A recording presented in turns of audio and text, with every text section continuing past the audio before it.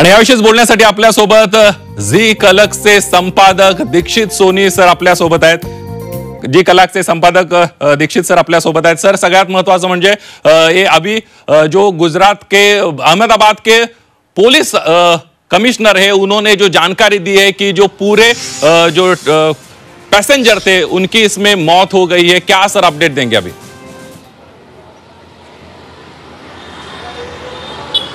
देखिए, ये काफ़ी दर्दनाक हादसा है और करीब 242 क्रू मेंबर के साथ, इसमें यात्री और क्रू मेंबर के साथ जो यात्री थे इस जहाज़ में, वो उसका आंकड़ा 242 का है और उसमें से किसी के भी बचने की संभावना, जिस तरह का हादसा है उसे देखकर लग रहा है कि बिल्कुल ही नहीवत है।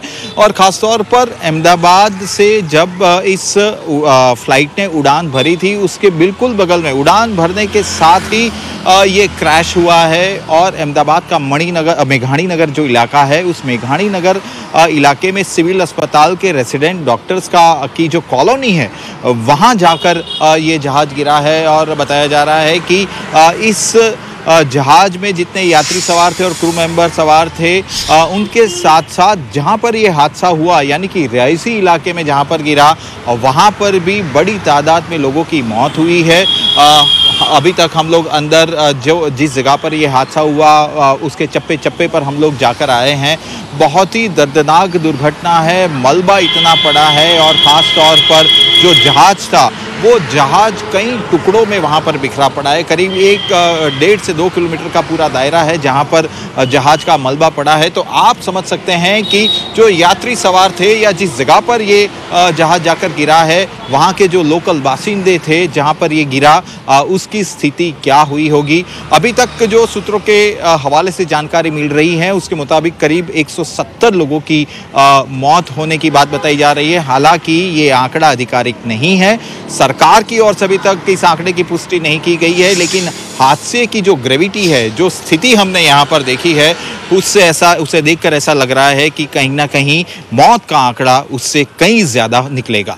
जी बिल्कुल दीक्षित सर, इसमें एक सवाल ऐसा उपस्थित होता है कि फ्लाइंग के पहले इस फ्लाइट की जांच की गई थी क्या? जैसे तकरीबन जो प्रोटोकॉल होता है कि फ्लाइंग के पहले जांच की जाती है, टेक्निकल सब इश्यूज की जांच की जाती है, टेस्टिंग किया जाता है।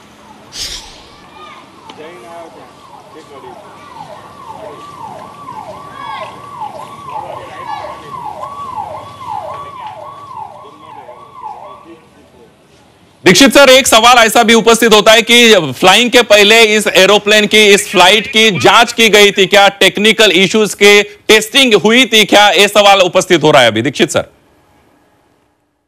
हुई थी क्या? ये सवाल उपस्थित हो रहा है अभी दीक्षित सर।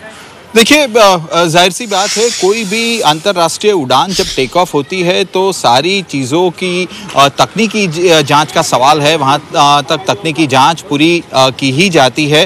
हालांकि क्या वजह रही, ये एक सबसे बड़ा सवाल है और उस ये वजह जानने के लिए हमें ब्लैक बॉक्स का इंतज़ार करना पड़ेगा कि जब कॉकपिट में से ये सारी जानकारी निकल कर सामने आएगी। हालांकि फ़िलहाल यहाँ पर जो हमारी सेना के जवान और स्थानीय प्रशासन जो खोजबीन कर रहे हैं, उसमें ब्लैक बॉक्स में से क्या जानकारी निकलकर सामने आती है, वो एक देखने वाली बात होगी। हालांकि अक्सर ऐसा देखा गया है, ये ऑफ द रिकॉर्ड में आपको जानकारी दे रहा हूं कि यहाँ पर अहमदाबाद एयरपोर्ट में बर्ड हीट की घटनाएं काफ़ी ज़्यादा होती है।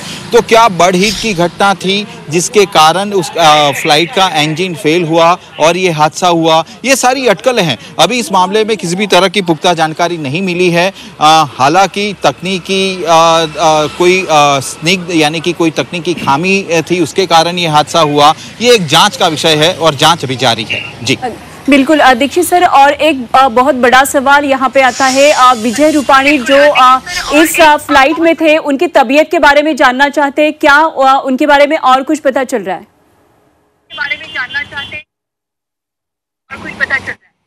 देखिए, मैं आपको बता दूं कि जहां तक विजय रूपाणी साहब का सवाल है, विजय रूपाणी इसी फ्लाइट में सवार थे। इस बात की पुष्टि हुई है क्योंकि उनका जो टिकट था वो भी हमारे स्क्रीन पर आप देख सकते हैं, वो हमने हमारे दर्शकों के लिए दिखाया है। जो जानकारी उनके परिवार की ओर से हमें मिली है उसके मुताबिक उनकी जो पत्नी है, उनकी धर्मपत्नी करीब 2 रोज़ पहले ही लंदन पहुंचे थे और आज विजय भाई जाने वाले थे। हालांकि विजय भाई का क्या हुआ, वो फ्लाइट में सवार होने के बाद वो किस तरीके से घायल है या क्या स्थिति है, अभी तक उस बारे में किसी भी तरह का खुलासा नहीं हुआ है। मैं आपको ये भी बता दूं कि कई ट्विटर हैंडल पर जो गुजरात के नामी बेनामी व्यक्ति हैं, लोग हैं, उन लोगों ने उनके निधन का भी ट्वीट कर दिया था। हालांकि बाद में उस ट्वीट को डिलीट भी कर दिया है।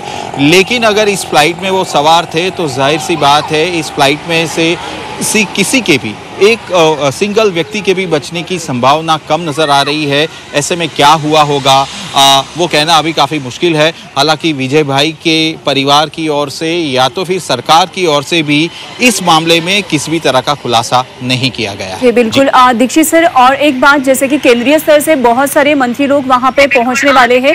मुरलीधर मोहोळ जी से हमने बात की और उन्होंने भी बताया, पंतप्रधान इस बारे में, इस हादसे के बारे में पूरी जानकारी ले रहे हैं, वो भी अहमदाबाद की तरफ आ रहे हैं, ऐसे बोला जाता है।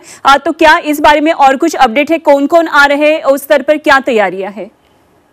और कुछ अपडेट है, कौन-कौन आ रहे हैं, उस स्तर पर क्या तैयारियां हैं? देखिए, गृह मंत्री अमित शाह यहाँ पर अभी कुछ ही देर में पहुँचेंगे और ख़ास तौर पर जो हमारे राज्य के मंत्री हैं वो सारे यहाँ पर पहुँचे हैं।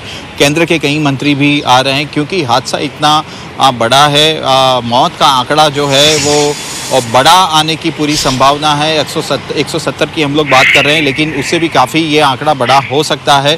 तो फिलहाल क्या वजह रही, कई सारे रीजंस, कई सारे वजह पर अभी चर्चा की जा रही है कि क्या ये बर्ड हीट था, क्या कोई टेक्निकल ग्लिच था जिसकी वजह से ये हादसा हुआ। एक बड़ी खबर ये भी है कि आप जानते ही हैं कि जब भी जहाज़ चलता है तो पेट्रोल यानी कि उसका जो फ्यूल है वो उससे भरा होता है और उसी तुरंत के बाद यानी कि टेक ऑफ के तुरंत बाद ये हादसा हुआ है। तो कितना बड़ा धमाका हुआ होगा और करीब 5 किलोमीटर से ज़्यादा की रेंज में जब ये हादसा हुआ तब धुआं हो चुका था। तो जाहिर सी बात है ये एक बड़ा हादसा है और ख़ास तौर पर इसके पीछे की वजह क्या है यह जानने के लिए सब लोग काफ़ी उत्सुक है और देखना ये होगा कि छानबीन के बाद क्या तथ्य निकलकर सामने आते हैं। जी बिल्कुल सर, बहुत शुक्रिया ये सभी जानकारी के लिए। दीक्षित सर आपल्या बरोबर होते, झी कलाकचे संपादक दीक्षित सोनी सर आपल्या बरोबर होते आणि काय नेमकी गुजरातमधून सध्याची अपडेट माहिती आहे आपल्याला पोहोचवत होते।